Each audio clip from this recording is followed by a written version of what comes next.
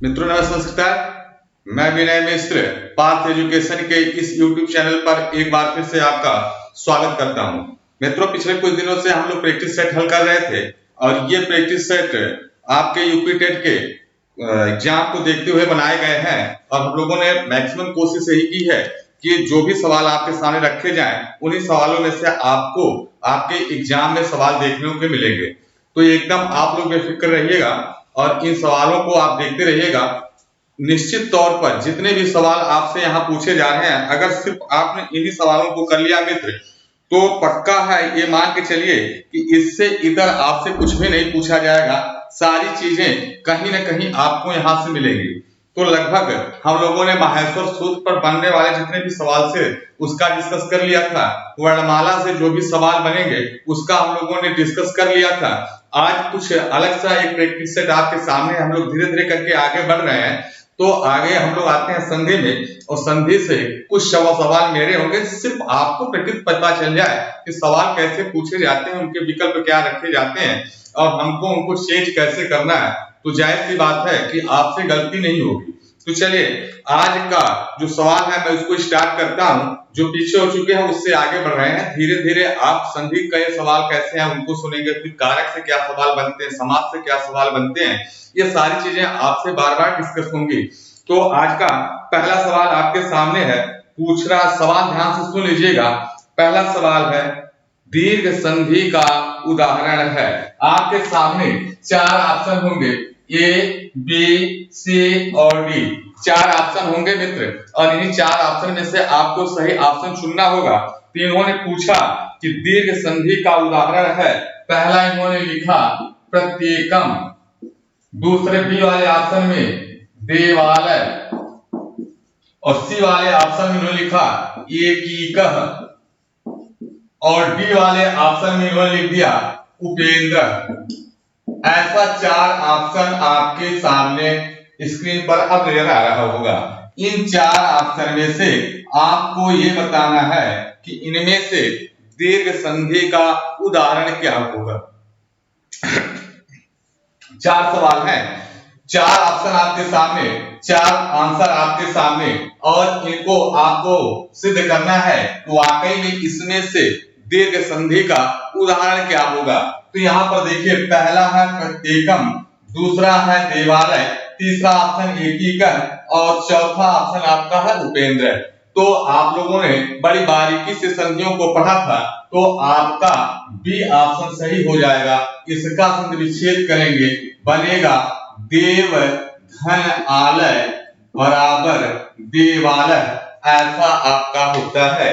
आगे बाद दीर्घ आ रहा है, दोनों मिलकर के दीर्घ आ हो जाते हैं, बनेगा देवालय। जबकि प्रत्येकम में प्रतिधन एकम आप देखेंगे वहां पर यह संधि होगी।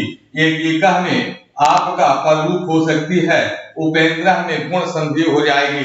इसलिए सही आंसर जो होगा वो आपका होगा देव धन आलय बराबर देवालय, अर्थात देवालय में आपको लगाना होगा। सवाल पूछा था कि इनमें से कौन दीर्घ संधि का उदाहरण है, तो आंसर होगा देवालय।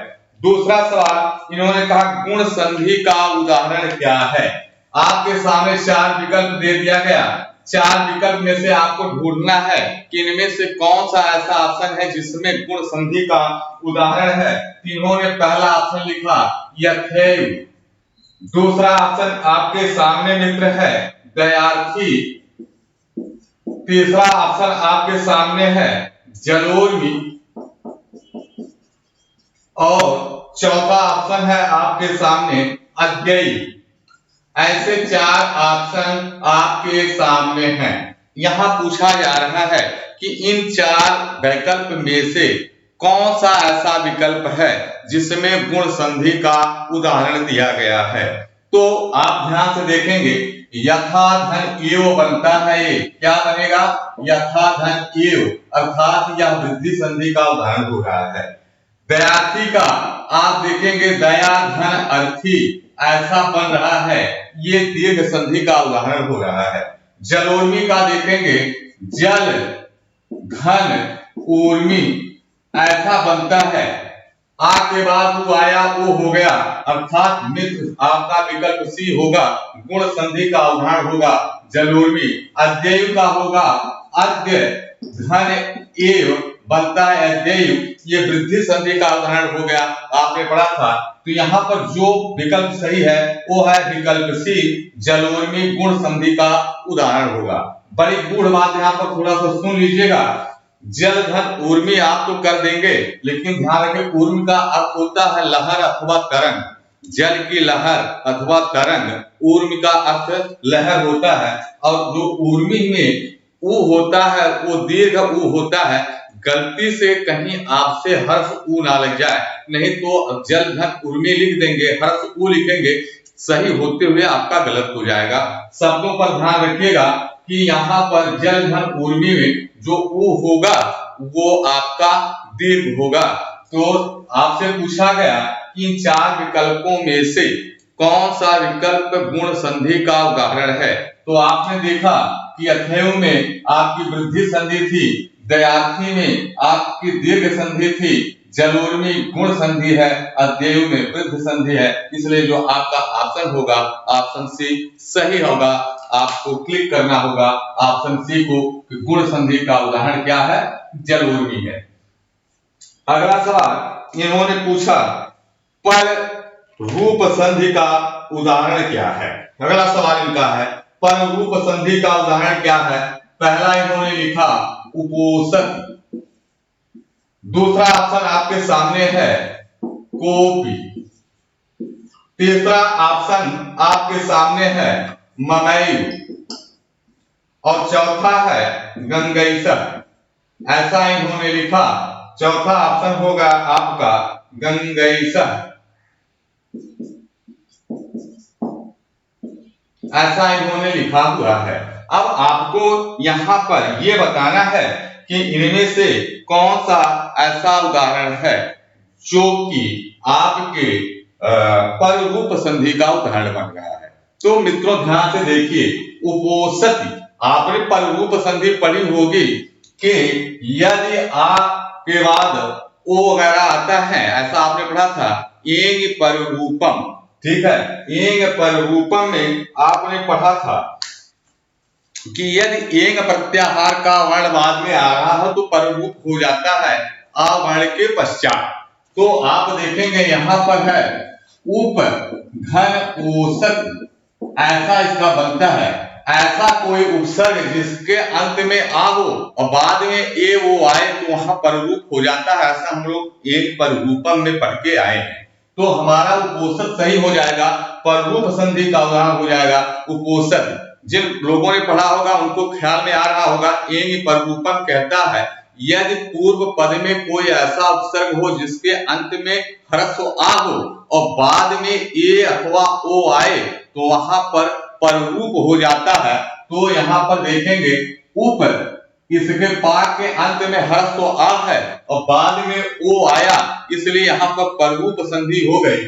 को अर्थ में आप देखेंगे कि यहाँ पर कह धन अर्थ करेंगे तो विसर्ग संधि हो जाएगी, ठीक है। आप यहाँ देखिए ममयु में वृद्ध संधि, गंगा धन ऐसा ऐसा बनाएंगे गंगेसा बने गंगैसा बन जाएगा, यहाँ पर वृद्धि संधि है।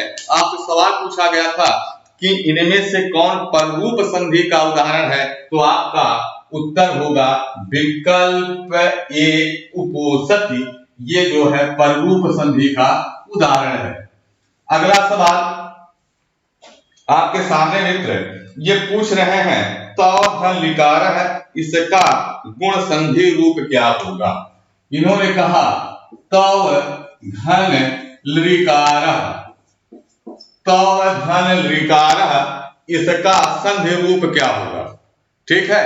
इनको आपको मिलाना है। आपने पढ़ा होगा कि किसी वर्ण के बाद जब दूसरा वर्ण आता है दोनों में विकार होकर के एक नया शब्द बनता है, नया वर्ण बन जाता है। तो यहाँ पर देखिए ता वा, तब लिखा वा के अंत में आ है और यहाँ लिकार के शुरुआत में प्रारंभ में ली है, आ के बाद ली आए तो दोनों के स्थान पर क्या होगा, यही पूछ रहे हैं कि तव धन लिकार का संधि रूप क्या होगा। तो यहाँ पर इन्होंने लिखा, पहला इन्होंने लिखा तव लिकार, दूसरा विकल्प इन्होंने आपके सामने लिखा तौ लकारः। तीसरा इन्होंने लिखा तवल लकारः। चौथा विकल्प मित्रों आपके सामने रख रहे हैं तवालिकारः, तवालिकारः। ठीक है मित्रों, मैं सबका आपको बताते चल रहा हूं कि किसका क्या बनेगा, तो ध्यान रखिएगा आपसे गलती ना हो जाए, इसलिए इन सबको हम बाकायदा एक्सप्लेन करते चल रहे। पूछ रहा है तव धन ऋकारः क्या बनेगा।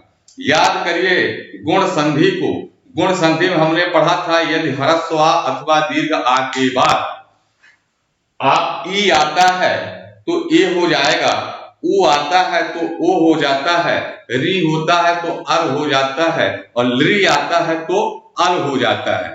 तो आइए देखते हैं यहाँ पर क्या हो रहा है। तव धन लिकार, मैं हल कर रहा हूं, ध्यान से देख लीजिएगा। तव धन लिकार, इसको हल करेंगे, वहां में हलंत लगा, यहां से ह्रस्व आ बाहर आया, बाद में है लिकार। अब देखिए आ के बाद ली आ गया, और गुण संधि कहती है यदि आ के बाद ली आए तो दोनों के स्थान पर अल हो जाए। तो यहाँ पर सिर्फ आपका बचा तब, इधर बचा है आपका कार, और आ और ली मिलके हो गए हैं अल। अब सबको मिला देंगे तो आ जाएगा, आ के पास पूरा हो जाएगा, तौ लिख जाएगा, ये ला आधा है, इधर कारह है, बनेगा तवल लकारह। क्या बनेगा मित्र, ऐसा रूप बनता है तवल लकारह। देखते हैं तौ लिकार गलत हो गया, बिन तौ लकारह ये भी नहीं होगा, तवल लकारह है ऐसा बनता है, विकल्प सी होगा, तवा लिकारह कभी नहीं बनेगा। तो आपका जो विकल्प सही होगा, विकल्प सी आपका राइट आंसर होगा। आपसे पूछेगा तव धन लिकारह का संधि रूप क्या होगा, तो आपका जवाब होगा तव धन लिकारह मिलकर के तवल लकारह ऐसा बनता है। ठीक है मित्र, अगला सवाल, हम लोग संधि से संबंधित कुछ सवालों की चर्चा कर रहे हैं मित्रों, और संधि संबंधित कुछ सवाल पिछले वाले वीडियो में भी आपको बताए गए थे। तो जहां तक बताए गए थे उससे आगे मैं आपको बता रहा हूं, ध्यान से इनको सुनते रहिएगा, और मैं सबका एक्सप्लेन भी कर रहा हूं। बाकी जो भी जैसा भी होगा हमको आप अपने माध्यम से बताइएगा, वो चीजें होती रहेंगी, डिस्कस रोज चलेगा। ये वही सवाल है, उनको ध्यान में रखा गया है कि जो आपसे अब की बार पूछे जा सकते हैं अथवा पिछली किसी भी एग्जाम में पूछे गए हैं। ठीक है ना, तो चलिए किसी भी सवाल को अंडरस्टूड मत करिएगा, समझते रहिएगा। अगला सवाल इनका है प्राधान येजते, यहाँ पर रूप होकर कौन सा पद सिद्ध होगा। प्राधान येजते, आपके सामने सवाल है प्राधान येजते, ऐसा ये कह रहे हैं। अब ये पूछ रहे हैं प्राधान येजते मिलकर क्या बनेगा। आपके सामने चार विकल्प रखे, पहला ये कह रहे हैं प्रयजते, दूसरा कह रहे हैं प्रेयजते, तीसरा विकल्प मित्रों इनका आया ये कह रहे हैं प्रोजते, और चौथा विकल्प कह रहे हैं प्रयजते। ऐसा चार विकल्प आपके सामने है। प्राधन येजते, ठीक है, क्या बनेगा। ठीक है, तो हमने अभी अभी चर्चा किया एंग परिरूपम का, और उसके पहले उपसर्गाधित धातु, ऐसे सूत्र आते हैं जहां हम सबको पढ़े थे। तो यहाँ पर पररूप की बात करें, एंग परिरूपम में बार बार मैं बोल रहा हूं, यदि पूर्व पद में कोई ऐसा उपसर्ग हो जिसके अंत में आ हो और बाद में ए आए अथवा ओ आए, वहां पर पररूप हो जाता है। ठीक है, यहाँ देखिए ध्यान से देखेंगे, लिखा है प्राधन येजते, ठीक है ना। यहाँ पर देखेंगे प्रा है, इसमें हलंत लगाएंगे मित्र, आ बाहर आएगा, फिर येजते है। अब यहाँ देखिए प्रा एक उपसर्ग है, इसके अंत में ह्रस्व आया और बाद में येजते का ये है। ठीक है, तो होता क्या है, यही आ जाकर के ए का रूप ले लेता है, दोनों मिलकर के ये हो जाते हैं। यहाँ पर आपका है प्रा, यहाँ पर बचा आपका जते, ऐसा बचा, सबको मिला देंगे तो बनेगा प्रेजते। क्या बनेगा, प्रेजते, ऐसा रूप बनेगा। देखिए प्रेजते कहाँ, यानी कि विकल्प बी में प्रेजते है। तो पूछा प्राधन येजते क्या बनेगा, प्रेजते बन जाएगा मित्रों, प्रयजते नहीं होगा, गलत हो जाएगा। प्रोजते नहीं होगा, गलत हो जाएगा। प्रयजते नहीं होगा, ये भी गलत हो जाएगा। विकल्प बी सही होगा। ध्यान रखिएगा, चूंकि ये वृद्धि संधि के अपवाद होते हैं, इसीलिए इसे पूछा जा सकता है आपसे। बहुत ही इंपॉर्टेंट शब्द है। तवलकारः भी इंपॉर्टेंट है और प्रयजते भी बहुत इंपॉर्टेंट है, क्योंकि आपके दिमाग में आएगा आ के बाद ए आए तो आय हो जाए, तो कहीं प्रयजते ना लगा दें, इसलिए इस शब्द को मैं बता रहा हूं आपको। प्रयजते आपसे पूछता है तो पररूप संधि होती है, इसको ध्यान में रखे रहिएगा, ठीक है ना। चलिए बढ़ते हैं अगले सवाल की तरफ। अगला सवाल आपके सामने है मित्र। अगला सवाल इन्होंने पूछा, गायकः इस पद का संधि विच्छेद क्या होगा। गायकः, ये शब्द इन्होंने आपके सामने रखा मित्र, गायकः, और ये आपसे पूछ रहे हैं इसका संधि विच्छेद क्या होगा, आपको बताना है। विकल्प मैं आपके सामने लिख दे रहा हूं, इनको सुन लीजिए। पहला इन्होंने लिखा गोधन अकः, दूसरा इन्होंने रखा गौ धन अकः, तीसरा विकल्प आपके सामने है गे धन अकः, और चौथा विकल्प है गई धन अकः। चार विकल्प आपके सामने हैं। आपसे सवाल जो पूछा गया है, सवाल है गायकः पद का संधि विच्छेद क्या होगा। याद करिए, अयादि संधि आपने पढ़ा था, एचो अयवा यावः, एक सूत्र था, उसने कहा था यदि एच के बाद यानी एच प्रत्याहार में जो भी आपके स्वर आते हैं, तो आपने देखा होगा एच प्रत्याहार जब बनाएंगे तो एओंग के ए से पढ़ेंगे, अयोस के चा तक जाते हैं, अर्थात ए ओ आई औ के बाद यदि कोई स्वर आता है तो ए के स्थान पर, ये आपने पढ़ा था, इसको देख लीजिए आपके समझ में आ जाएगा। एच प्रत्याहार है, इसमें ए ओ आई और औ इतने वर्ण आते हैं। ये कहता है इनके बाद कोई भी स्वर आ जाए तो ए के स्थान पर अय होता है, ओ के स्थान पर अ होता है, अय के स्थान पर आय होगा और औ के स्थान पर आव हो जाता है। इतना आप समझे रहे होंगे जब आपने अयादि संधि पढ़ी थी। अब यहाँ पर आ जाइए, पूछ रहा है गायिका का संधि विच्छेद क्या होगा। तो आप देखिए यहाँ पर अगर हम करें, सिद्ध करें गई धन अकः, ऐसा हम लोग सिद्ध करें तो गा हलंत लगाया हमने मित्र, दिख रहा होगा आपको, गा ने हलंत लगाया, यहां से अय बाहर आया, फिर हम देखें यहां पर अकः।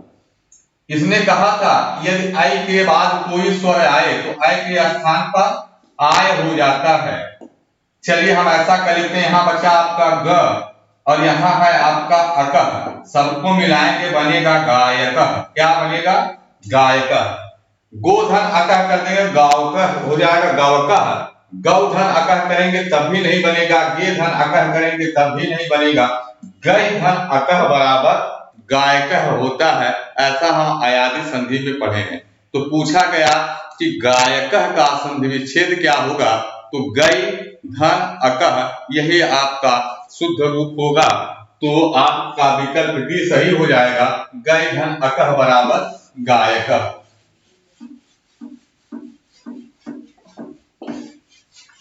अगला सवाल मित्र, संधि से संबंधित सवाल भी आपके स्क्रीन पर चल रहा है मित्र, इसको सुनते रहिएगा और अपना पढ़े हुए हैं उसको ध्यान में रखते रहिएगा और देखिएगा कितने क्वेश्चन आपसे बन रहे हैं। बाकी मैं यहाँ पर जो भी आंसर है वो आप कैसे बन रहा है, कैसे आप जान पा रहे हैं कि वो कौन सा विकल्प सही है, उस पर मैं आपको थोड़ा सा हाईलाइट करते चल रहा हूँ। अगला सवाल इन्होंने पूछा कि सत धन आचार्य इसका संधि रूप क्या होगा। सत धन आचार्य, ऐसा ये पूछ रहे हैं, सत धन आचार्य इसका संधि रूप क्या होगा। तीनों ने विकल्प ये दिया सताचार्य, दूसरा इन्होंने बी दिया विकल्प सत आचार्य, तीसरा विकल्प आपके सामने रख रहे हैं सदाचारः, और चौथा विकल्प लिख रहे हैं सद आचारः। ऐसा विकल्प आपके सामने है। ठीक है, अब आपको ये देखना है कि इनमें से कौन सा विकल्प सही होगा। याद करिए, आपने झलाम जसोवंते पढ़ा था, आपने उसमें ये पढ़ा था कि किसी पद के अंत में झल प्रत्याहार का वर्ण हो तो झल के स्थान पर जस हो जाए। यही संधि हमने पढ़ी थी। पढ़ा गया था कि झल प्रत्याहार का वर्ण यदि पदांत हो, पद के अंत में झल प्रत्याहार हो, कि झल प्रत्याहार के वर्ण के स्थान पर जस हो जाए। और हमने झल में पाया था किसी भी वर्ग का पहला, दूसरा, तीसरा, चौथा वर्ण और तीनों सा हा, इतने आते हैं झल प्रत्याहार में। तो इनके स्थान पर उसी वर्ग का जस हो जाए, यानी कि तीसरा वर्ण हो जाए। जब गडदस से आपको जस प्रत्याहार बना तो किसी भी वर्ग का तीसरा वर्ण जस प्रत्याहार में आता है। तो आप देखिए, लिखा है सत धन आचारः, ऐसा लिखा हुआ है मित्र। यहाँ सत देखिए एक पद है, तो ता वर्ग जो है झल प्रत्याहार में आता है, तो इस झल के स्थान पर जस हो जाएगा, तो ता वर्ग का तीसरा वर्ण हो जाएगा त थ द, यानी कि ता के स्थान पर द हो जाएगा, बन गया सद धन आचारः। फिर यहाँ पर देखिए मित्र, दा के आगे दीर्घ आ रहा है, और दीर्घ आ की दो मात्रा, एक मात्रा से आधा दा पूरा हुआ, दूसरी मात्रा इसके साथ लग गई, चार इसके साथ आ गया, बना सदाचारः। ठीक है, सत धन आचारः बराबर सदाचारः बनता है, इसलिए विकल्प सी सही होगा, बाकी सारे विकल्प गलत होंगे। जस तो संधि हुई है, झलाम जसोवंते इसका सूत्र है, इस सूत्र से सदाचारः ऐसा रूप आपका सिद्ध होगा। सवाल आपसे पूछा गया था सत धन आचारः मिलकर के संधि रूप होगा, तो आपका उत्तर आया सदाचारः। ऐसा आप लोगों ने देखा। अगला सवाल है तत् धन लिखत। तत् धन लिखत दिख रहा होगा आपको मित्र, थोड़ा नीचे लिख दें, थोड़ा सा नीचे लिख रहा होगा, आपको दिखेगा शब्द है तत् धन लिखति। पूछ रहे हैं तत् धन लिखति, ये दोनों शब्द मिलकर के, दोनों पद मिलकर के क्या बनेंगे। तो पहला इन्होंने दिया तद लिखति, इन्होंने पहला विकल्प लिखा तद लिखति, दूसरा इन्होंने कहा तल लिखति, तीसरा विकल्प इन्होंने दिया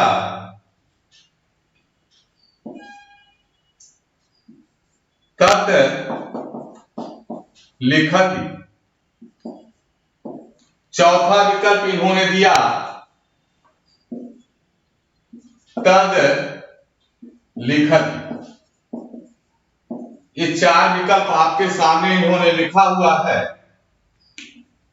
अब आपको ये बताना है तत् धन लिखत मिलकर के कौन सा रूप बनता है। याद करिए, हम लोगों ने एक सूत्र पढ़ा था मित्र, तोरी, उसमें हमने पढ़ा था यदि ता वर्ग के बाद ला आए तो ता के स्थान पर ला हो जाए। तो चलिए यहां देखते हैं क्या बन सकता है। लिखा है तत् धन लिखत, ऐसा इनको पूछ रहे हैं। ता वर्ग है, ता के बाद ला आया, तो तोरवी सूत्र कहता है यदि ता के बाद ला आए तो ता के स्थान पर ला हो जाए। तो ता में हलंत लगा है, इसलिए हम ला में भी हलंत लगाए, यहाँ पर बचा ता और यहाँ पर हो गया आपका लिखति। तो बना आपका क्या तल लिखति। क्या बनेगा तल लिखति बनेगा मित्रों, आधा व्यंजन स्वर की गोंद में समाहित हो जाता है, बनेगा तल लिखति। तो यहाँ पर देखिए तल लिखत यानी विकल्प बी में तल लिखत ऐसा लिखा गया है। तो तत् धन लिखति इसका शुद्ध संधि रूप होगा तल लिखति। क्या बनेगा तल लिखति, ऐसा आपका विकल्प भी सही होगा। ये ला करने वाला ता वर्ग के स्थान पर ला करने वाला सूत्र है तोरली। तोरली कहता है यदि ता वर्ग के बाद ला आए तो ता के स्थान पर ला हो जाए तब धन लिखत बराबर तल लिखत ऐसा आपका रूप बन जाएगा। एक इंपॉर्टेंट बात आपके सामने एक संधि है, पूछ रहे हैं बटोधन ऋक्षक। थोड़ा सा दिमाग लगाइएगा, बटोधन ऋक्षक ऐसा आपके सामने एक शब्द है बटोधन ऋक्षक। पूछ रहे हैं इसका संधि रूप क्या होगा। बटोधन ऋक्षक इसका संधि अगर करेंगे तो क्या बन करके सामने आएगा, यही सवाल है। बटोधन ऋक्षक का संधि रूप होगा। चार विकल्प आपके सामने संधि रूप में ये पूछना चाह रहे हैं कि जैसे पूछ रहे हैं क्या बनेगा, बटाव बटा वृक्ष, ऐसा ही बोल रहे हैं। बटाव वृक्ष ऐसा रूप बनेगा। वट वृक्ष ऐसा रूप बनेगा अथवा बटु वृक्ष ऐसा। ये चार विकल्प आपके सामने हैं, आपको बताना है बटोधन ऋक्ष मिलके क्या बनेगा। तो आपको अब ये देखना है, अयादी संधि आप पढ़े थे, अभी अयादी की बात हो रही थी। वो कहते हैं यदि ए ओ ऐ औ के बाद कोई स्वर आए तो ए के स्थान पर ऐ, ओ के स्थान पर औ और इसके बाद इन्होंने कहा ऐ के स्थान पर आय, औ के स्थान पर आओ हो जाए। ठीक है, यहां पर देखिए लिखा है वटु धन ऋक्ष। अब यहाँ पर देखिए अगर वट को अलग करें तो यहाँ पर ओ आपका बाहर आया और इधर है आपका ऋक्ष, ऐसा है। ओ के बाद री स्वर आ रहा है इसलिए ओ के स्थान पर औ हो गया और यहाँ बचा आपका वट और इधर है आपका ऋक्ष। ठीक है मित्रों, ऐसा आया। अब टा आ में मिलेगा, वट पूरा हो गया। वाह है, वाह में री मिल गया, री बना छ है, ऐसे लिख लिए तो बनेगा क्या, वट वृक्ष। बटोधन वृक्ष मिलकर बनता है वट वृक्ष। आपसे बहुत इंपॉर्टेंट है, ये इसको ध्यान में रखिएगा। पूछ सकता है वट वृक्ष में कौन सी संधि है, तो आपको लगाना होगा क्या, अयादी संधि। कौन सी संधि मित्र, अयादी संधि। बहुत इंपॉर्टेंट शब्द है। वट वृक्ष में अयादी संधि हो रही है। कैसे हुई ये हमने आपको सिद्ध करके बता दिया। ठीक है, पूछ लेगा वट वृक्ष का संधि विच्छेद क्या होगा, तो बटोधन ऋक्ष ऐसा वट वृक्ष का संधि विच्छेद होगा। चलिए अगले सवाल की तरफ चलते हैं मित्रों। अभी तक हम लोग संधि से सवाल ढूंढ ढूंढ करके कर रहे हैं कि संधि से क्या क्या सवाल बन सकते हैं। ठीक है, तो धीरे धीरे एक एक संधियों से जो भी हो सकता है, जो इंपॉर्टेंट शब्द है वो मैं आपके सामने रख रहा हूं, जहां से मे भी आपसे पूछा जा सकता है।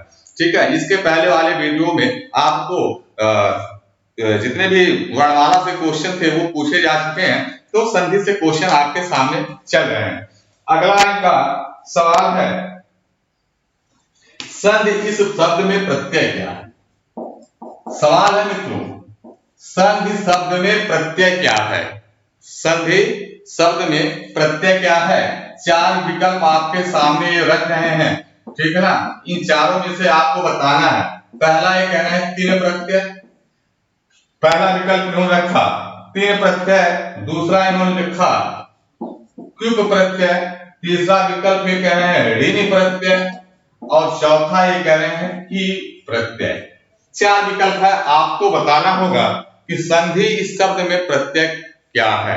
और हमने पढ़ा था प्रत्यय परस्य, प्रत्यय हमेशा बाद में लगता है। प्रत्यय हम जो पढ़ा रहे थे तो आपको बताया गया था कि प्रत्यय हमेशा बाद में लगाए जाते हैं। धातु के अंत में प्रत्यय होता है और धातु के आदि में उपसर्ग लगाए जाते हैं, है ना। तो जब हम लोग संधि पढ़ने आए थे तो सबसे पहले हमने यही बताया था, संधि शब्द की व्युत्पत्ति बताई थी कि सम उपसर्ग पूर्वक धा धारणे धातु से की प्रत्यय लग करके संधि ऐसा शब्द बनता है। सम उपसर्ग पूर्वक धा धातु से की प्रत्यय जब लगता है तो रूप बनता है संधि, और जिसमें की प्रत्यय लगता है ऐसे शब्द पुल्लिंग होते हैं, ये भी मैंने बताया था। तो यहाँ पर इन्होंने पूछा संधि इस शब्द में कौन सा प्रत्यय है, तो आप कहोगे की प्रत्यय है। संधि शब्द में की प्रत्यय है, बहुत इंपॉर्टेंट बात है। जैसे पिछली बार आपसे पूछ लिया था कारक इस शब्द में कौन सा प्रत्यय है, वैसे अब की बार पूछ सकता है संधि इस शब्द में कौन सा प्रत्यय है, अथवा संधि इस शब्द में कौन सी धातु है, अथवा संधि इस शब्द में कौन सा उपसर्ग है। तो तीनों बातें आप सीख लीजिए। संधि शब्द में सब उपसर्ग है, धा धातु है और की प्रत्यय है। ठीक है ना। ये तीन सवाल आपसे पूछे जा सकते हैं, और बहुत ही गुण पूछना चाहेगा तो पूछ लेगा संधि शब्द है पुल्लिंग, स्त्रीलिंग, नपुंसक लिंग, कोई लिंग। तो जिस शब्द में संस्कृत वाङ्मय में की प्रत्यय लगा हो उन शब्दों को पुल्लिंग के अंतर्गत रखा जाता है। तो संधि में की प्रत्यय लगा, इसलिए संधि शब्द पुल्लिंग हुआ। कैसा हुआ? पुल्लिंग हुआ। तो याद रखिएगा, तीन बातें ध्यान रखिएगा। संधि शब्द में सम उपसर्ग है, धा धातु है, की प्रत्यय है। ठीक है। अगला सवाल पूछा है, बहुत इंपॉर्टेंट पूछ रहे, संहिता नित्य मानी जाती है। सवाल है संहिता नित्य मानी जाती है, ऐसा सवाल है इनका। कहां पर यह आपको बताना है कि संहिता कहां पर नित्य मानी जाती है।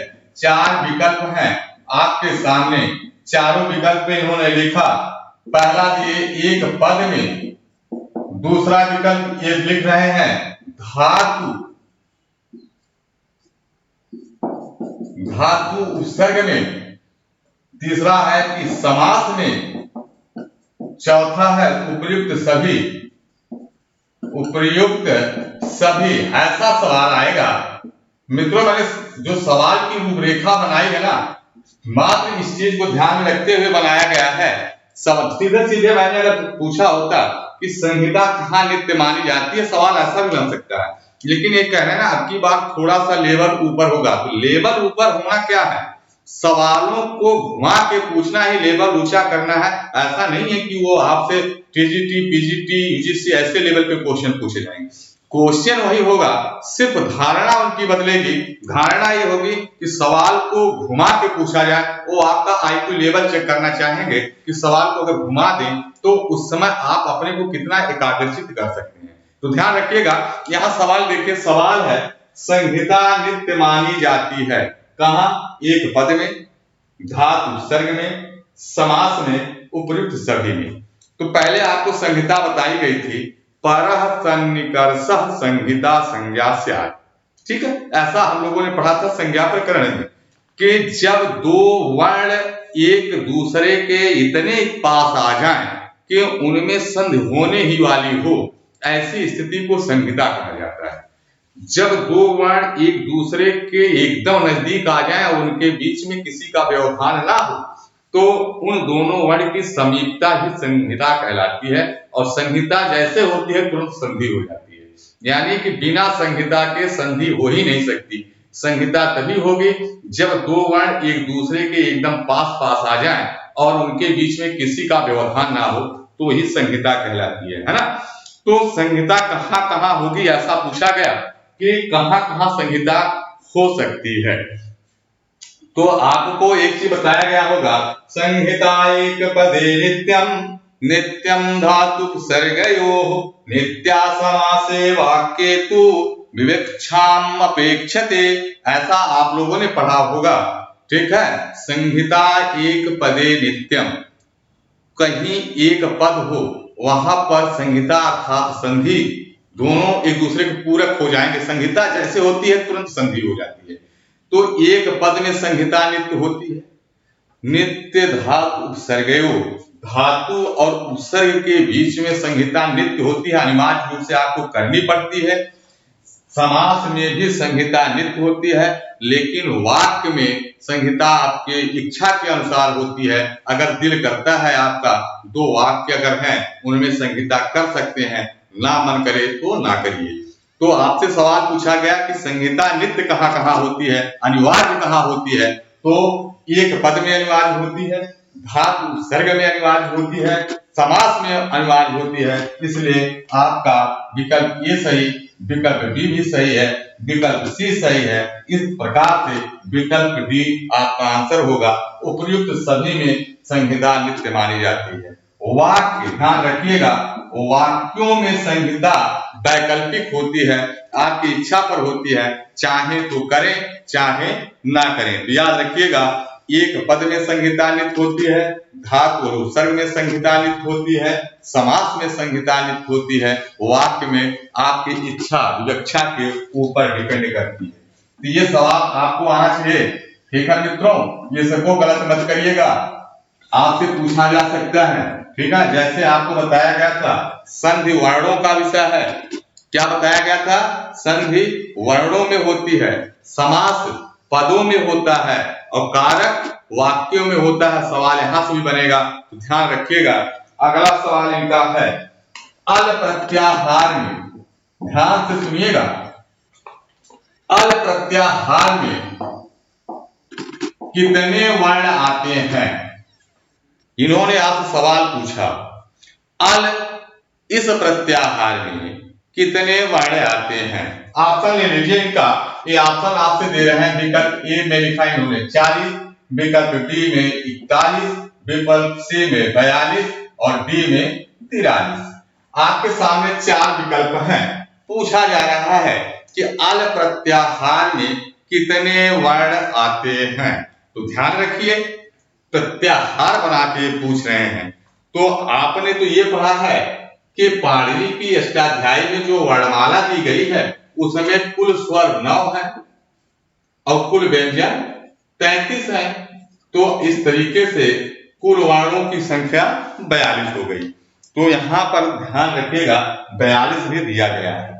अब ये आपसे ऐसा क्यों पूछ रहे हैं, इनके ऊपर क्या ये जानना चाह रहे हैं, इनको आप सोच करके जवाब दीजिएगा। जब आप अल प्रत्याहार बनाने जाएंगे मित्र, तो अयुण के आ से लेकर के हल के ला तक एक प्रत्याहार बनाएंगे तो बनेगा अल प्रत्याहार। इसके अंतर्गत जितने भी इस संज्ञक वर्ण आएंगे उनको हटा करके जब गिनेंगे तो ध्यान रखिए, चूंकि हा वर्ण ये पूछना जो चाह रहे हैं, हा वर्ण 2 बार आया है, वरट में हा है और हल के हल में भी एक हा है। तो जब ये पूछ रहे हैं अल प्रत्याहार में कितने वर्ण हैं, यानी कि 33 तो व्यंजन हो गए, 9 स्वर हो गए, लेकिन हा 2 बार गिना जाएगा। इसलिए वर्ण अगर पूछें तो आपका आंसर होगा 43। ध्यान रखिएगा, जब आपसे ये पूछें अल प्रत्याहार में कितने वर्ण हैं, तो आप जब गिनेंगे तो हा को 2 बार गिनना पड़ेगा, इसलिए एक ज्यादा हो जाएगा। तो आप जो ऑप्शन टिक करेंगे 43 वाला टिक करेंगे। ठीक है, अगर आपसे पूछा व्यंजनों की संख्या कितनी, 33, स्वर कितने, 9, पूछता स्वर और व्यंजन मिला के कितने वर्ण होते हैं, तब आप कहते कि 42। ये पूछ रहे हैं अल प्रत्याहार में कितने वर्ण आएंगे, तो आप यहाँ पर देखेंगे हा वर्ण 2 बार आ गया है, इसलिए आप सही निशान जो लगाएंगे 43 पर लगाएंगे। ठीक है ना, तो आपका ए बी सी डी में से जो विकल्प सही होगा, डी वाला सही होगा। अल प्रत्याहार में 43 वर्ण आएंगे। यहाँ पर हा वर्ण 2 बार गिना जा रहा है, इसलिए 42 ना होकर के 43 वाला जो ऑप्शन है वही सही ऑप्शन आपका माना जाएगा। ठीक है, अगला सवाल। अब फिर थोड़ा सा सवाल ये संधि से संबंधित हमें जो लगा वो कुछ सवाल है, फिर भी और भी संधि से आपसे क्वेश्चन हम पूछेंगे, पूछे गए हैं और जो भी है इंपॉर्टेंट वो आपसे डिस्कस किया जाएगा। आगे स्टेप आता है समास की तरफ। ठीक है, तो पहला सवाल समास से इन्होंने पूछा परार्थ विधान क्या है। परार्थ विधान इन्होंने पूछा, परार्थ विधान क्या है। ध्यान रखिए मित्रों, सवाल ध्यान से सुनते रहिए, ऑप्शन देखते रहिए। पहला इन्होंने लिखा वृत्ति, बी लिखा इन्होंने कारक, सी इन्होंने लिखा विग्रह, डी ऑप्शन आपके सामने है क्रिया।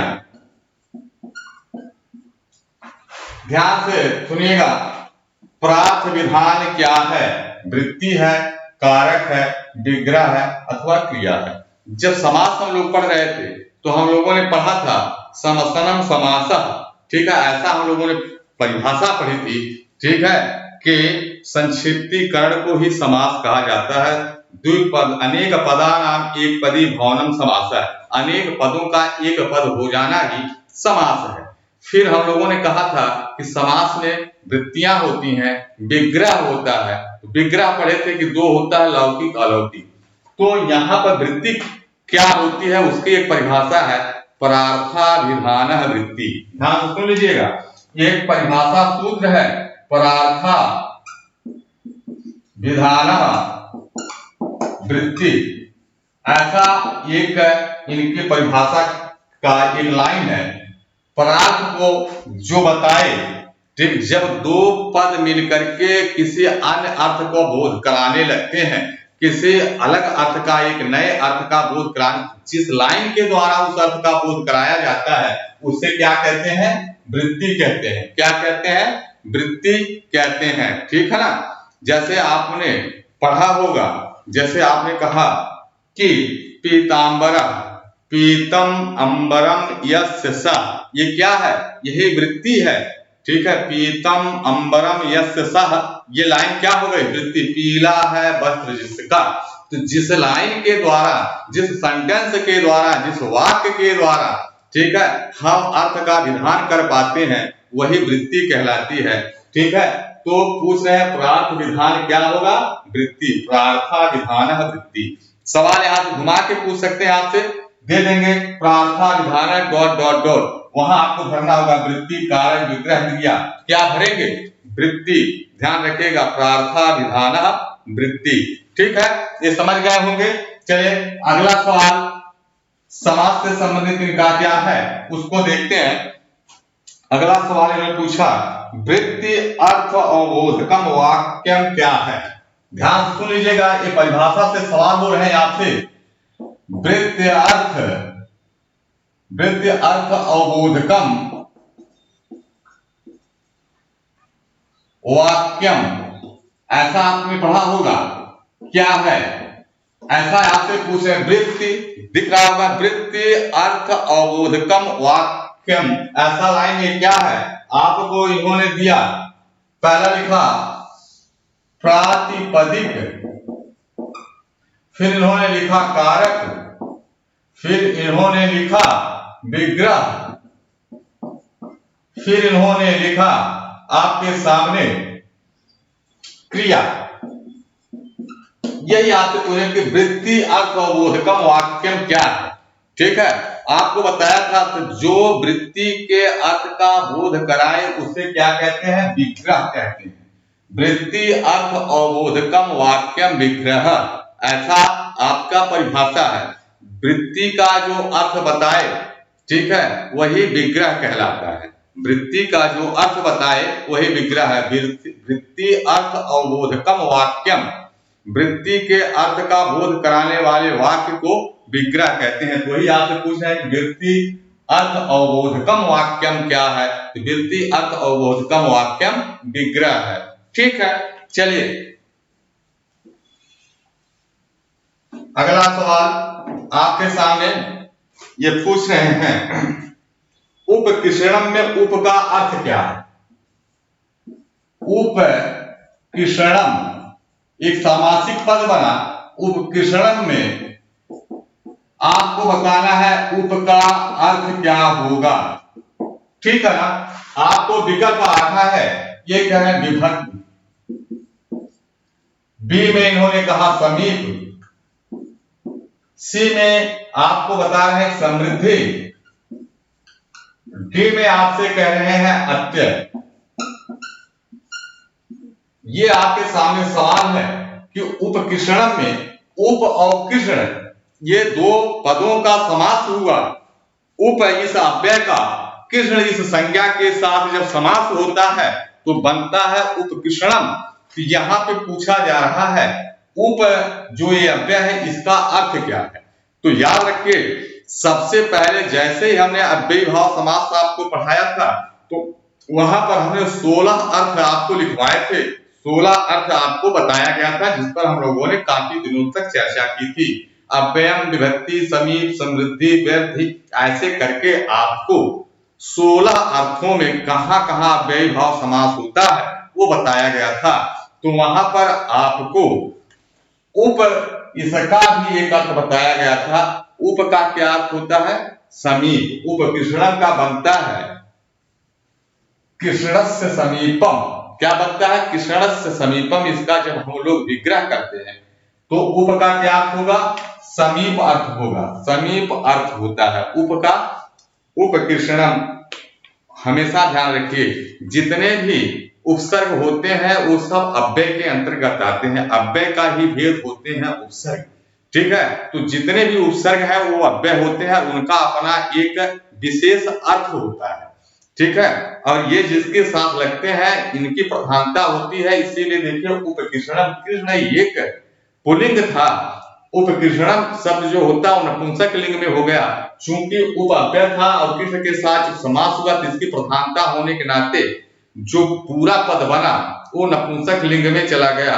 ध्यान रखिएगा 16 अर्थ हम लिखवाए हैं कि किसका क्या अर्थ होता है, विभक्ति अर्थ में क्या क्या होता है, समीप अर्थ में कौन आता है, पश्चात अर्थ में कौन आता है, ठीक है, शब्द प्रादुर्भाव के अर्थ में कौन आता है, योगपद के अर्थ में क्या आता है, अत्यय का मतलब क्या होता है।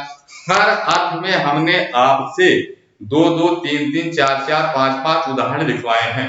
तो देखिएगा उप किसी के साथ उपकृषणम, उपगंगम, ठीक है, कोई भी आए ऐसे सवाल, उपसर्गम ऐसा तो उप का अर्थ होता है समीप। इन्होंने पूछा उपकृषणम में उप का क्या अर्थ है, तो उप का अर्थ होता है समीप। अगर पूछता अधि, हरि में अधि का क्या अर्थ है तो विभक्ति।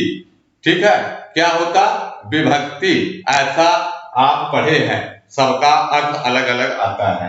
ठीक है, आपने पढ़ा होगा हिमस्य अत्यय, अति हिमम, अति का अर्थ अत्यय होता है। समृद्धि में पढ़े होंगे कि आपने देखा होगा सुमद्रम, सु का अर्थ समृद्धि से होता है, मद्रा नाम समृद्धि। ठीक है, तो सु अगर पूछता कि सु किस अर्थ में, समृद्धि अर्थ में है, अति अत्यय अर्थ में है, उप समीप अर्थ में है, आदि विभक्ति अर्थ में होता है। यहाँ उप आपसे पूछा गया, उप किस अर्थ में है? उप हमेशा समीप अर्थ देता है, तो इसका आपका विकल्प भी सही हो जाएगा।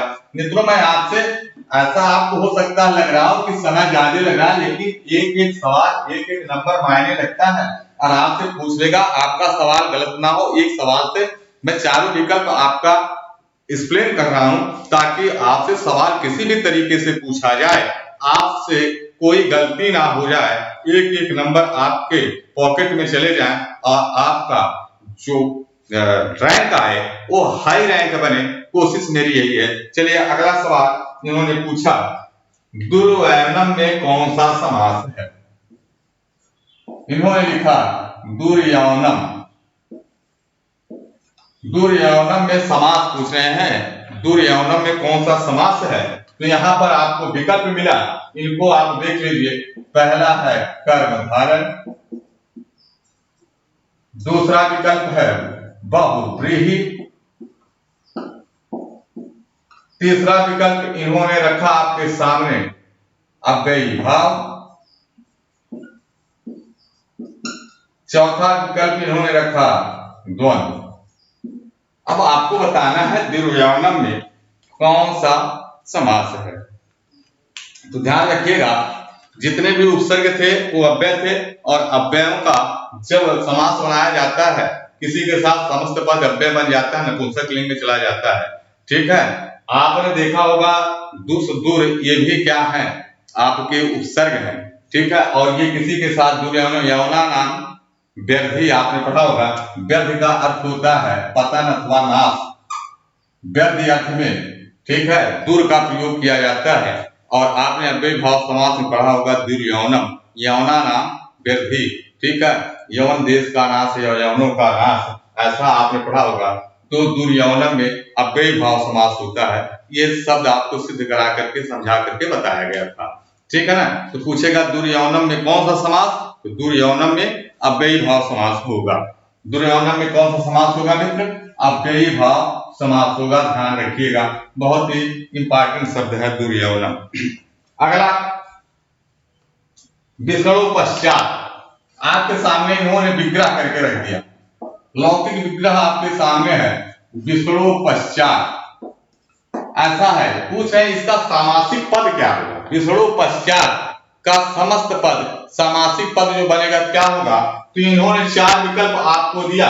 पहला विकल्प है पश्च विसर्ग, पश्च विसर्ग पहला विकल्प। दूसरा है ये कह रहे हैं अनु विसर्ग,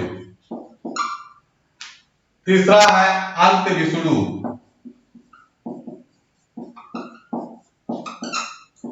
अगला विकल्प ये रख रहे हैं आपके सामने अनुविसर्ग। ये 4 विकल्प आपके सामने इन्होंने दिया। विसर्ग पश्चात का क्या सामासिक पद होगा ये आपको बताना है। तो आपको मैंने बताया था अनु इस अव्यय का जब किसी के साथ समास किया जाता है तो अनु पश्चात का अर्थ देता है, पश्चात का अर्थ देता है अनु, ठीक है।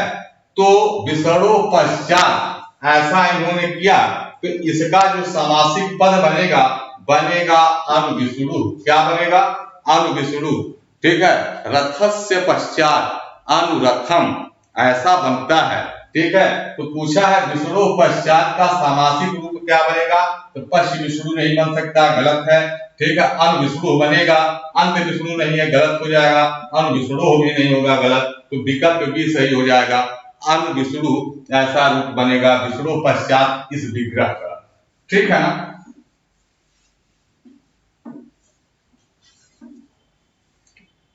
अगला सवाल आपके सामने पूछ रहे हैं प्रत्यर्थम में समास है। प्रत्यर्थम एक शब्द आपके सामने इन्होंने लिखा, प्रति धन अर्थम बनता है प्रत्यर्थम। प्रत्यर्थम में कौन सा समास है, आपने पढ़ा होगा विवक्षा अर्थ में, ठीक है। प्रत्यर्थम का विग्रह जब करेंगे तो अर्थम अर्थम प्रति, प्रतिदिनम दिनम दिनम प्रति, जहां पर प्रति दिख जाए ऐसा हमें शब्द बताया था। प्रति शब्द के साथ जब किसी का समास होता है द्वितीय अर्थ हो जाता है, द्वितीय में चला जाता है, विवक्षा अर्थ में होता है। तो विवक्षा अर्थ में है, ये आपको बता रहे हैं कि प्रत्यर्थम में कौन समास है। तो इन्होंने पहला दिया कि सिर्फ लिखा केवल समास, फिर ये अगला विकल्प आपको दे रहे हैं अव्ययी भाव, तीसरा विकल्प ये कह रहे हैं द्विगु, और चौथा कह रहे हैं तत्पुरुष। अब आपको लगाना है कि प्रत्यर्थम में कौन सा समास होगा। तो प्रत्यर्थम का विग्रह होता है अर्थम अर्थम प्रति, अव्ययी भाव समास होता है, ठीक है। प्रत्यर्थम में जहां आपको द्वितीय ऐसा नजर आए, ठीक है ना, दिनम दिनम प्रति अर्थम अर्थम प्रति ऐसा नजर आए समझो वहां अव्ययी भाव समास होता है। तो प्रत्यर्थम में कौन सा समास है, अव्ययी भाव समास है। मित्रों काफी दिनों तक हम लोगों ने समास पढ़ा था और जो भी इंपॉर्टेंट शब्द थे कोई शब्द छोड़ा नहीं गया था, और आपके हिसाब से जो भी इंपॉर्टेंट है वो सारी चीजें बहुत ही तरीके से बहुत ही अच्छे समझ के साथ हम लोगों ने उसको कोशिश किया था कि एक दूसरे को समझा लिया जाए और समझ लिया जाए, ठीक है ना। उन्हीं में से ये क्वेश्चन पूछे जा रहे हैं। मे भी आप विश्वास रखिए कि ये ऐसे इंपॉर्टेंट शब्द हैं जहां से सवाल पूछ ही लिए जाते हैं, खासकर अव्ययी भाव समास में, ठीक है। अगला सवाल इनका एक और देख लीजिए, सचक्रम। सचक्रम में पूछ रहे हैं कौन सा समास है, सचक्रम में कौन सा समास है। तो आपने पढ़ा था युगपद अर्थ में सचक्रम होता है, चक्रेण युगपद, यहाँ पर अव्ययी भाव समास है सचक्रम में। क्यों है, कैसे हुआ, ये सारी बातें जिसका ध्यान रखिएगा। सचक्रम चक्र के साथ ऐसा अर्थ आए, सचक्रम में अव्ययी भाव समास है। अब आपसे सवाल घुमा के पूछ सकता है। सवाल क्या पूछ सकते हैं कि सचक्रम में सा अव्यय का अर्थ क्या है। सचक्रम में ये जो सा लगा हुआ है इसका क्या अर्थ है, यही आपको बताना है। तो इन्होंने कहा सा आता है समृद्धि अर्थ में। दूसरा ये कहें यहां इसी शब्द में ये पूछ रहे हैं अत्यय में, अत्यय अर्थ में, योग पद्य अर्थ में। तीसरा ये कह रहे हैं पश्चात अर्थ में, है ना। ये आपके सामने 4 विकल्प है। आपको बताना सचक्रम में जो अव्यय लगा हुआ है वो किस अर्थ में लगा हुआ है। ठीक है, तो समृद्धि अर्थ में सु लगता है, ये गलत हो गया। अत जो आता है अत्यय अर्थ में आता है। अनु जो आता है, अभी अनु विष्णु आप पढ़े, अनु पश्चात अर्थ देता है, लेकिन यहाँ पर जो सा लगा है ये योगपद का अर्थ देता है, इसलिए सचक्रम में जो अव्यय लगा है वो योगपद अर्थ में आया हुआ है। इसको सिर्फ ध्यान, ये सवाल जटिल तब आपको लगेगा जब आप अव्ययी भाव समास का पहला सूत्र जो 16 अर्थ लिखाया गया, जो 16 अर्थ बताया गया है, अव्यय, विभक्ति, समीप, समृद्धि, व्यर्थ, अर्था, अभाव, अत्यय, योगपद, ऐसा शब्द, प्रादुर्भाव, ऐसे 16 शब्द वहां गिनाए गए। उन 16 शब्दों को आप एक बार देख लीजिएगा अपने नोटबुक से, अपने किसी भी किताब से, उसमें आपको पता चल जाएगा, बताया भी जा चुका है कि किस शब्द का क्या अर्थ होता है। विभक्ति अर्थ में कौन सा अव्यय आता है, समृद्धि अर्थ में कौन सा अव्यय आता है, व्यर्थ के अर्थ में कौन सा अव्यय आता है, अत्यय यानी कि नाश के अर्थ में कौन सा आता है, विप्सा के अर्थ में क्या आता है। हर अव्यय का अपना एक अर्थ होता है, जो जिस अर्थ का होता है वो उसमें प्रयोग किया जाता है। ठीक है, तो यहाँ पर अभी जैसे अनु आया, अनु पूछे थे, अनु हमेशा पश्चात का अर्थ देता है। ठीक है, सचक्रम में जो सा आया ये योगपद का अर्थ देता है। अत हिमम में जो अति आता है ये अत्यय यानी कि नाश का अर्थ देता है। ठीक है ना। जैसे निर्मक्षिकम, निर वहां जो है अभाव का अर्थ देता है। तो हर ये 16 सिर्फ आप 16 एक बार पढ़ लीजिएगा, 16 का अर्थ देख लीजिएगा। ये 16 अव्यय जो गिनाए गए हैं किन किन अर्थों में होते हैं, ये सवाल आपसे गलत नहीं होंगे और यहाँ से एक सवाल पूछ लिया जाता है आपसे। ठीक है, आगे आ जाइए। सबसे इंपॉर्टेंट शब्द आपके सामने रख रहा हूं, पूछ लेगा कि पंचगंगम, पंचगंगम इस पद में कौन सा समास है। ठीक है, चलिए पहला है द्विगु समास, क्या है द्विगु समास। दूसरा आपके सामने है अव्ययी भाव। तीसरा मित्र आपके सामने है तत्पुरुष समास।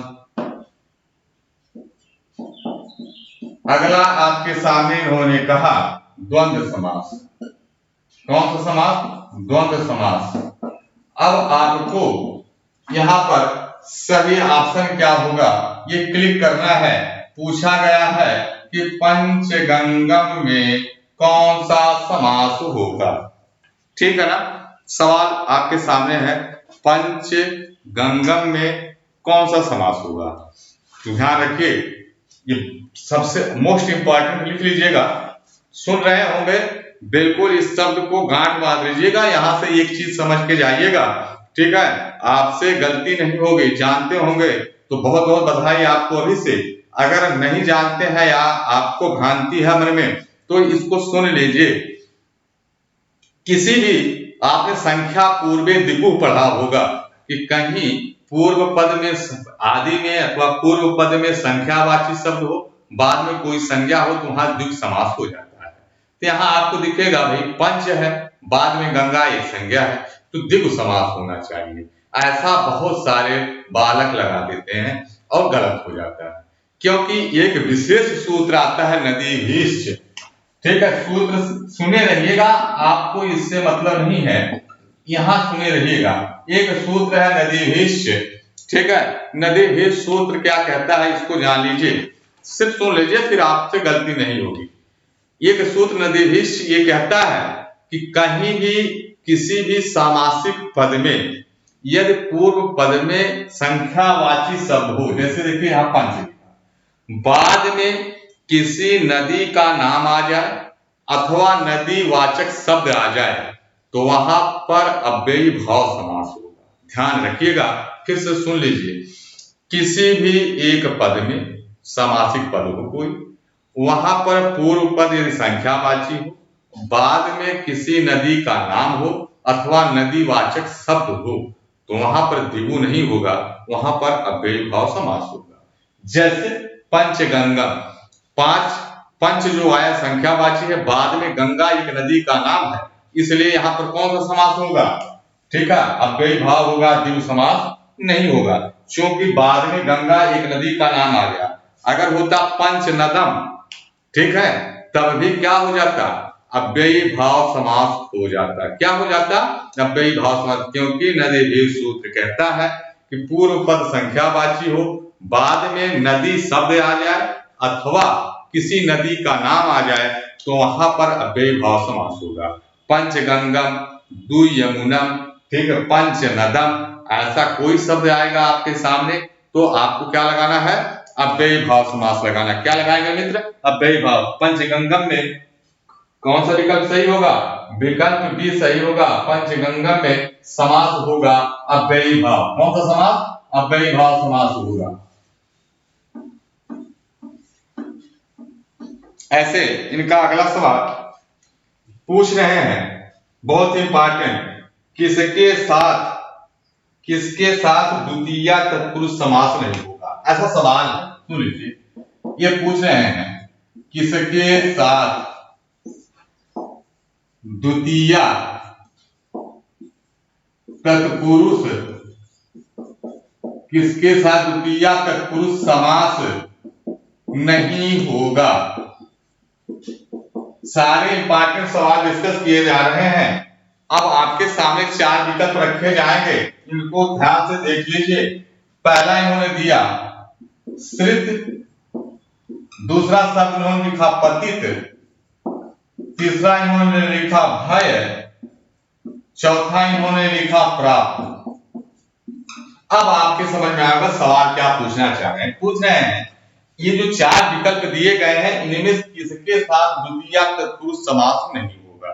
ठीक है, अब आपको सही जवाब ढूंढ के बताना है कि ये जो चार शब्द आपके सामने हैं, चार पद जो आपके सामने रखे गए हैं, ये कंडीशन बताते हैं कि भैया कहीं भी हम किसी पद के अंत में नजर आ जाए तो वहां पर फला तत्पुरुष समझिएगा। द्वितीया, तृतीया, चतुर्थी, पंचमी, सबका अपना एक रूल होता है, वो आते हैं अनिवार्य रूप में वहां पर अपना काम करके जाते हैं।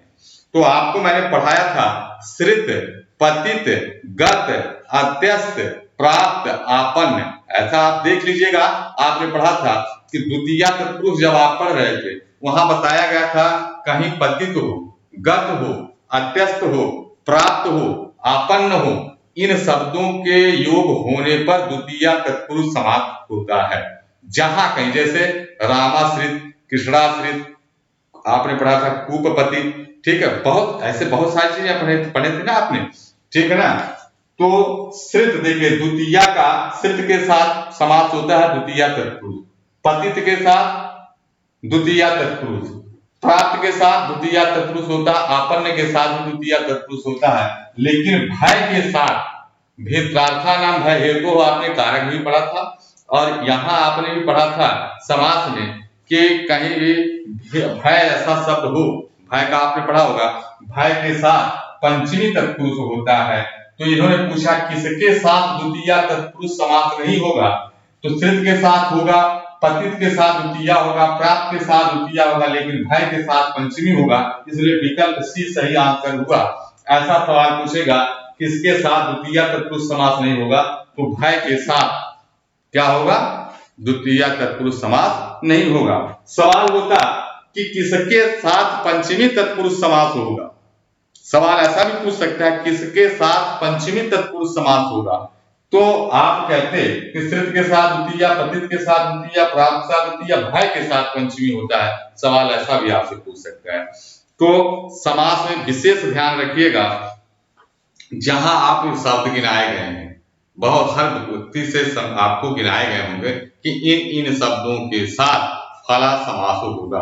उन पदों को जरूर पढ़ लीजिएगा, ठीक है। हमने उनको आपको जो भी इंपॉर्टेंट शब्द हैं उनको लिखवाया हुआ है, आप उसको पढ़े भी हुए हैं।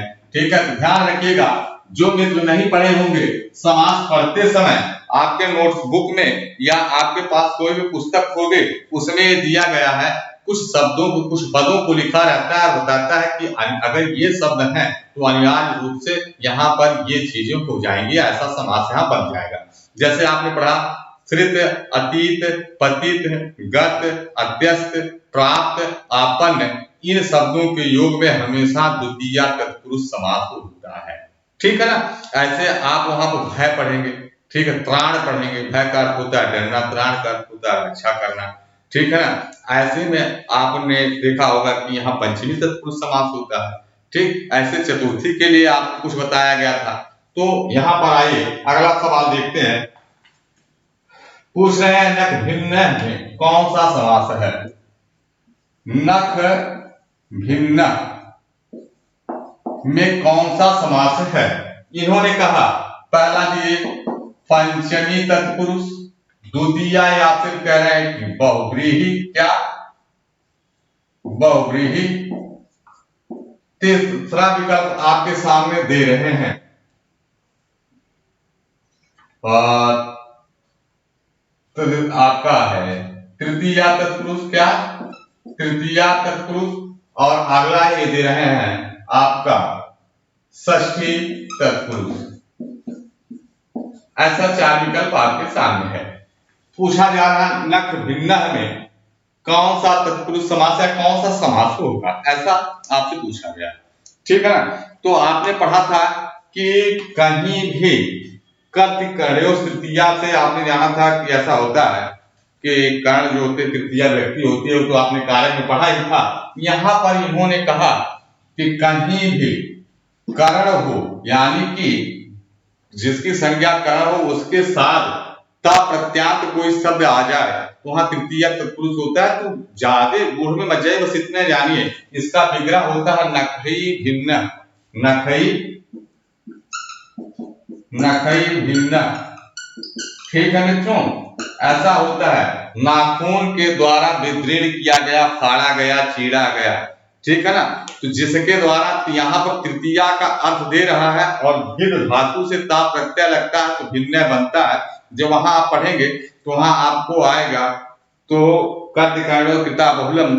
ठीक है, वहां आपको बताया गया था कि कहीं भी कर्ण हो और उसके साथ बाद में जो शब्द हो जिसके साथ उसका समास हो, ठीक, उसमें यदि ता प्रत्यांत हो, ता प्रत्यय लगा हो तो वहां पर तृतीया तत्पुरुष समास होता है। तो नख भिन्न में जो समास होगा वो तृतीया तत्पुरुष समास हो जाएगा। ध्यान रखिएगा, बार बार ये पूछा गया है नख भिन्न में कौन सा समास।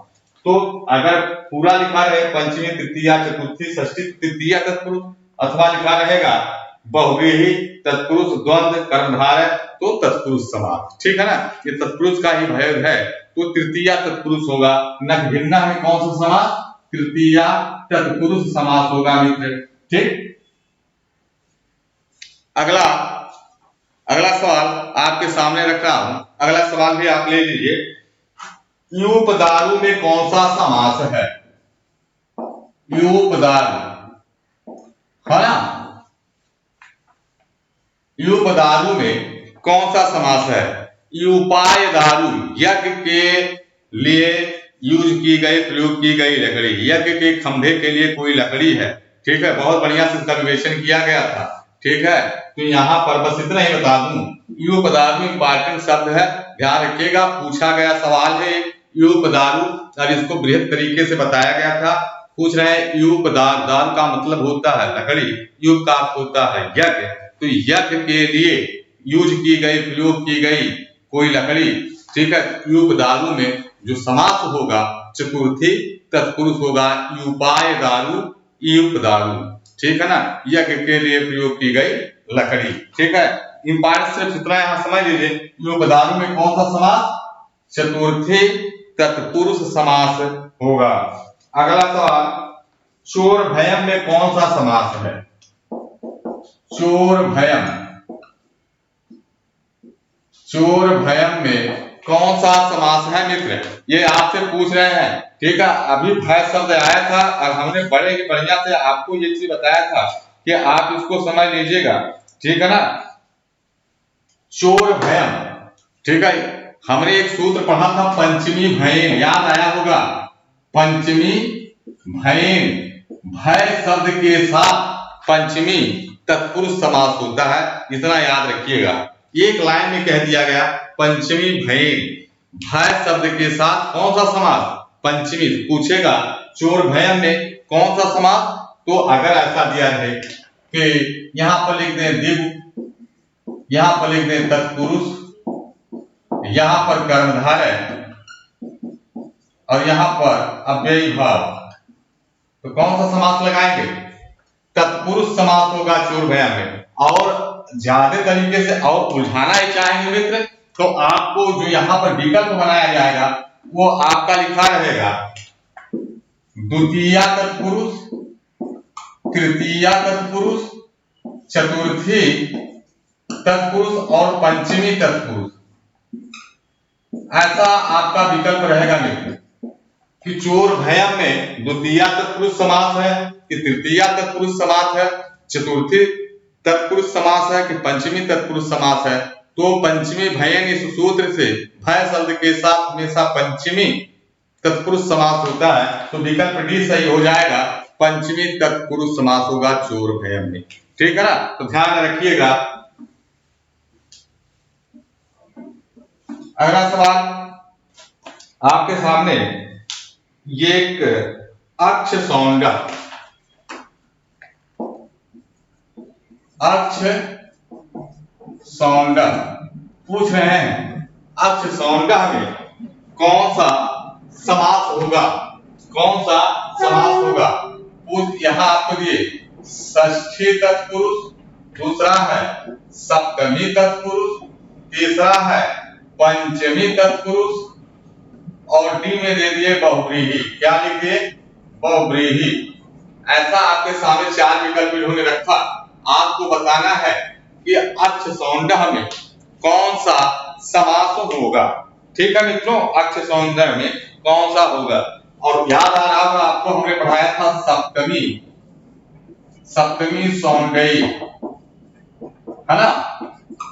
वहां आपको ये बताया गया था सौंड एक गण है, क्या है, गण है। पाणिनि महोदय के समय में ना इतने ज्यादा पेपर थे, ना इतने ज्यादा स्याही थी, ठीक है, कि बहुत सारी चीजों को उनको लिखना था, तो उन्होंने संक्षेप करने के लिए गण बनाया।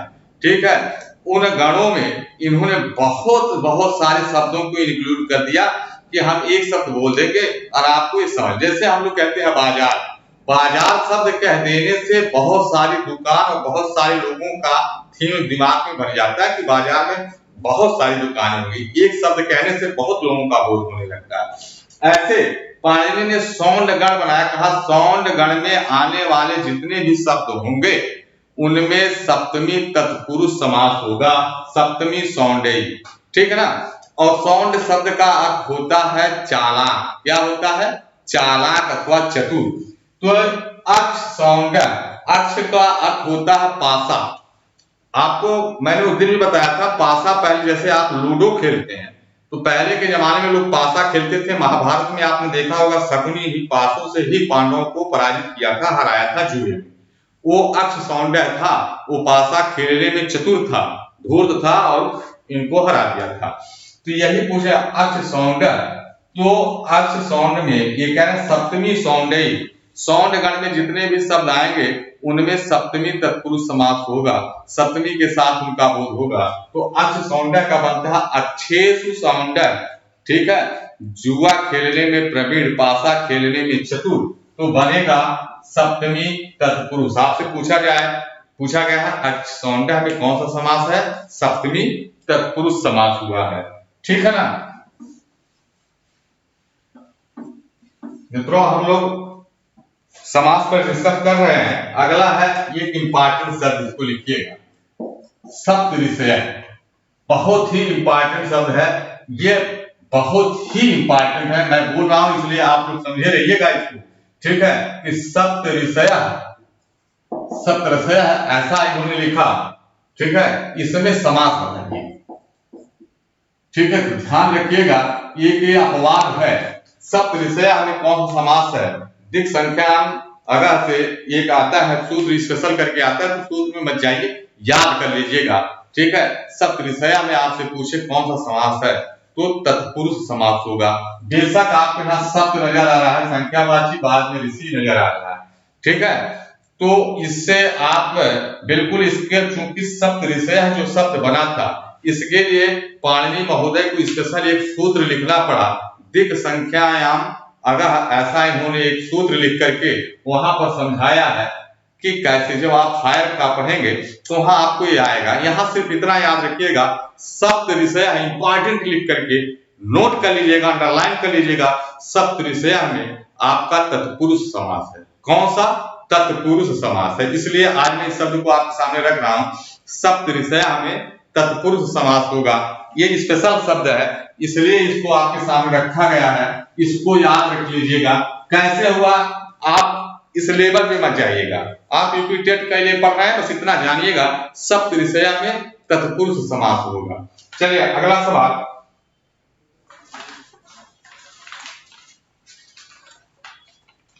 घनश्याम में कौन सा समास है? घनश्याम, ऐसा इन्होंने पूछा, घनश्याम में समास क्या होगा? ठीक है, अब आपके सामने रख रहे हैं, वह ही दूसरा इन्होंने रखा कर्मधारय, विकल्प सी है आपका द्वंद्व, विकल्प डी आपका है द्विगु। आपको बताना है इनमें से कि घनश्याम में समास क्या है। याद करिए, क्लास में आपने पढ़ा था, कहीं उपमेय, उपमान, रूपक ऐसी बात आती है, ठीक है, तो वहां पर क्या समास होता है? ठीक है, घन यू श्याम, घन यू श्याम, बादल के समान श्याम, घन श्याम। ठीक है, ये घन यू श्याम उपमा के आधार पर हुआ, उपमेय उपमान वाला। ठीक है, आपने पढ़ा था। तो उपमेय उपमान की जहां चर्चा होती है वहां कर्मधारय समास होता है। कौन सा समास होता है? कर्मधारय समास होता है। ठीक, घन यू श्याम, घन श्याम, ऐसा इसका विग्रह होता है। तो आपसे पूछे, घनश्याम में पूछा गया है कि कौन सा समास है, तो घनश्याम में आपका सीधे सीधे आपका कर्मधारय समास हो गया। कौन सा समास हो गया? कर्मधारय समास हो गया। चलिए आज का एक लास्ट सवाल आज का करके अंत करते हैं। कल की वीडियो में फिर से हम सवाल के साथ उपस्थित होंगे। एक आखिरी सवाल सुन लीजिए, ये पूछ रहे हैं अनस्व में कौन सा समास है? अनस्व में समास, ये आपके सामने सवाल है। ये कह रहे हैं पंचमी तत्पुरुष, फिर इसके बाद षष्ठी, विकल्प बी षष्ठी तत्पुरुष, विकल्प सी नैन तत्पुरुष, विकल्प डी कर्मधारय। याद करिए, हमने आपको बताया था मित्र, कहीं आपको विलोम जैसा कोई भाव आ रहा हो, अनस्व, हमने वहां बताया था कि जब विलोम बनाना होता है तो यदि स्वर से शुरू होता है कोई शब्द तो वहां अन लगा दिया जाता है, अथवा अगर व्यंजन है तो सिर्फ आ से काम चल जाता है। ठीक है, तो जैसे देखिए अश्व है, अश्व को जो अश्व ना हो अनस्व, अश्व ना हो अनस्व। ठीक है, तो नय का इन्होंने कहा, नय एक हमने पढ़ा था तत्पुरुष समास में, नय तत्पुरुष समास पढ़ा था। क्या पढ़ा था? नय तत्पुरुष समास। ठीक है, उसमें निषेध के अर्थ में आता है ना, और ना इस अव्यय का जिसके साथ समास होता है, ना इस शब्द का जिसके साथ समास होता है, वो तत्पुरुष समास में चला जाता है। ठीक है, उसमें रूल आपको समझाया गया था, नियम बताया गया था। तो ना अश्व इति अनस्व, जो अश्व नहीं है ऐसा कोई अश्व, ऐसा बोला ना, अश्व अश्व नहीं है तो क्या कहा जाएगा? अनस्व। ठीक है, देखिए अश्व शब्द है, क्या है? अश्व है। अगर यहाँ पर आपको स्वर नजर आया इसलिए आ के स्थान पर अन हो गया, बना अनस्व। ठीक है ना अश्व इति अनस्व नय तत्पुरुष, कहीं निषेध की बात आ रहा हो तो वहां पर क्या हो जाता है? आपका नए तत्पुरुष। और यही बात हमने वहां समझाई थी, लेकिन अगर कहीं लिखा हो आपुत्र, मित्र एक शब्द हमने आपको दिया था, आज फिर बोल रहा हूं आपुत्र, तो यहाँ नए तत्पुरुष मत लगाने लगेगा, स्पेशल शब्द था आ विद्यमानो पुत्र है यशसा, ऐसा हो जाएगा जिसका पुत्र है तो लेकिन उस समय विद्यमान नहीं है, प्रस्तुत नहीं है, प्रेजेंट नहीं है, उपस्थित नहीं है। ठीक है, इसलिए वहां कहा गया अपुत्र, ऐसा कोई व्यक्ति जिसका पुत्र विद्यमान नहीं हो, उपस्थित नहीं हो, तो वहां पर बहुव्रीहि समास हो जाता है। लेकिन अनस्वा में नए तत्पुरुष होगा, ध्यान रखिएगा, अनस्वा।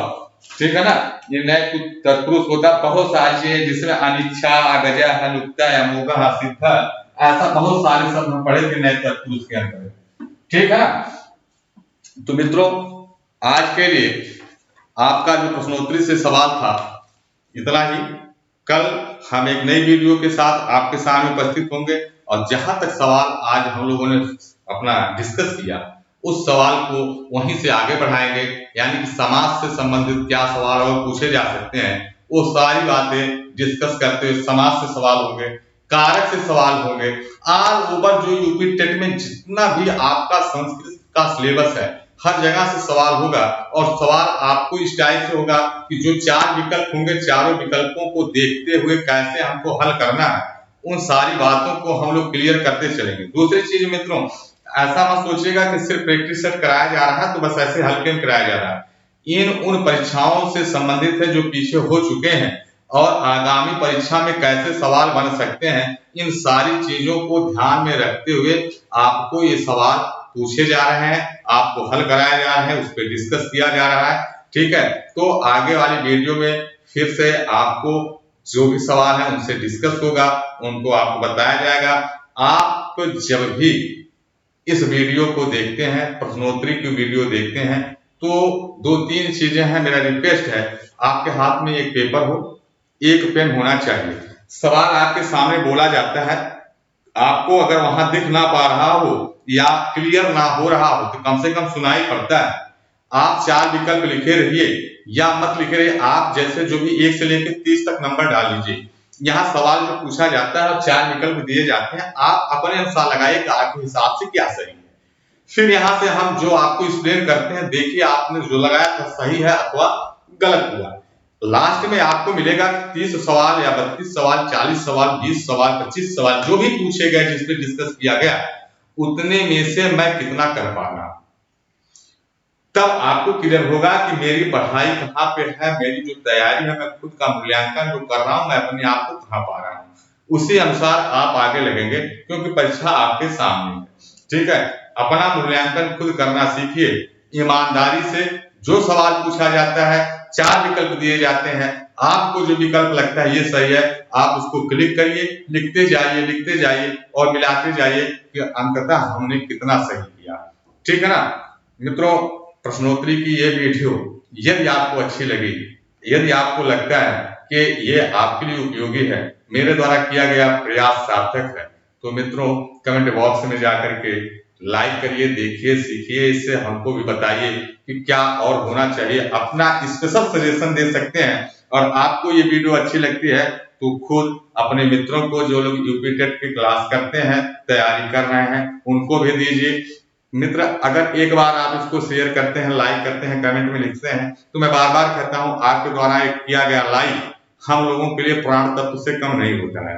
तो और आपका कोई स्पेशल एडवाइस है कि क्या करना चाहिए, वो भी कर सकते हैं। हम लोग हर चीज को देखते हैं, और सिर्फ हमारी टीम का मात्र पार्थ एजुकेशन की जो भी टीम है, सिर्फ एक लक्ष्य पे है कि अब की बार 120 के पार जो भी हमसे जुड़े हुए लोग हैं, जो हमारे लोग हैं, जो अपने लोग, हमारे जो बच्चे हैं, ठीक है, उनके मन में कोई संदेह ना रह जाए, उनके ऊपर कोई प्रेशर ना लगे कि सामने पेपर है। जब वो पेपर देने जाएं तो एकदम रिलैक्स होकर पेपर दें और अब की बार 120 पार करके आए। ठीक है, वो दिन हम लोगों के लिए बड़ा सार्थक होगा। इस कोशिश में हम लोग लगे हुए हैं। आज के लिए इतना ही। नमस्कार, आपका दिन शुभ हो।